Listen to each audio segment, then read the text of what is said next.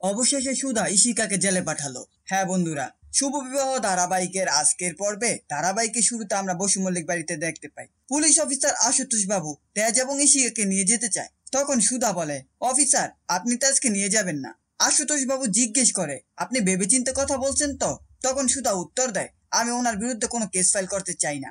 এদিকে সুধার জেঠুমণি বলে, সুধা তুই এসব কি বলছিস? তোকে ওরা বিষ দিয়ে মারতে চেয়েছিল, আর তুই তাকে কেন বাঁচাবি? তখন সুধা রেশমিকে বলে, তুমি পোলো আর তরিকে নিয়ে ভিতরে যাও। তরি বলে ওঠে, মাম্মাম তুমি বাবাকে এবারের মতো ক্ষমা করে দাও, বাবাকে নিয়ে যেতে দিও না, বাবাকে আর শাস্তি দিও না। এরপর রেশমি তরি আর পলোকে নিয়ে ভিতরে চলে যায়। শুধু এবার তেজের দিকে তাকিয়ে বলে, 5 বছর আগে উনি আমাকে সন্দেহ করে ভুল বুঝেছিলেন এবং আমাকে ছেড়ে দিতে বাধ্য হয়েছিলেন, কিন্তু এখন যে অভিযোগ এনেছেন তার সত্যতার কোনো প্রমাণ আছে কি? সুধা জিনুককে উদ্দেশ্য করে বলে, তুই তো একজন উকিল, তুই নিজেই বল, মদ খেয়ে মাতাল অবস্থায় কোনো কথা বললে তার কি কোনো বিচার হয়? আর আমরা তো নিজেরা কিছু শুনিনি, সবকিছু ইশিকা শুনেছে। তবে ইশিকা যে সব সত্যি কথা বলছে তার কি কোনো প্রমাণ আছে?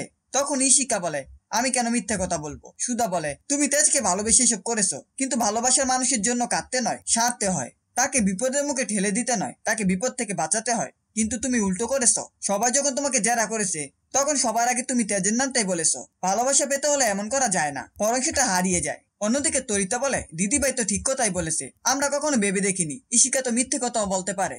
এরপর শুধু আশুতোষ বাবুকে বলে, আমাকে খুনের পেছনে একমাত্র ইশিকাই ছিল, তাই আপনি ইশিকাকে নিয়ে যান। তখন তেজ সুধাকে বলে, সুধা আমাকে প্লিজ ক্ষমা করে দাও, আমি তোমাকে আর কখনো ভুল বুঝবো না, কখনো ছেড়ে যাব না, এবারের মতো আমাকে ক্ষমা করে দাও। সুধা উত্তর দেয়, স্বামী স্ত্রীর মধ্যে সামান্য ভুল বুঝাবুঝি, রাগ অভিমান এসব হতেই পারে, তাই বলে কাগজে সামান্য চির দেখে নিজের ভালোবাসার মানুষকে অসম্মান করা আমি কখনোই শিখিনি। এরপর আমরা দেখতে পাই আশুতোষ বাবু ইশিকাকে নিয়ে যায়। আর তরিতা বলে ওঠে, অফিসার দয়া করে দেখবেন এবার যেন ওর বাবা ওকে কোনোভাবেই ছাড়াতে না পারে, ওর কঠিন থেকে কঠিন শাস্তি হওয়া উচিত। পরবর্তীতে তরিতা এসে তার বাবাকে জড়িয়ে ধরে বলে, আমি জানতাম মাম্মাম তোমাকে ঠিকই বাঁচাবে। ঝিনুক তখন তরিতাকে বলে, মাম্মাম তোমার কথা শুনে তোমার বাবাকে বাঁচিয়েছে, এখন আমাদের কথা শুনে তুমি আমাদের সাথে তোমার মামার বাড়িতে যাবে, সেখানে আমি তুমি তোমার মা অনেক আনন্দে দিন কাটাবো।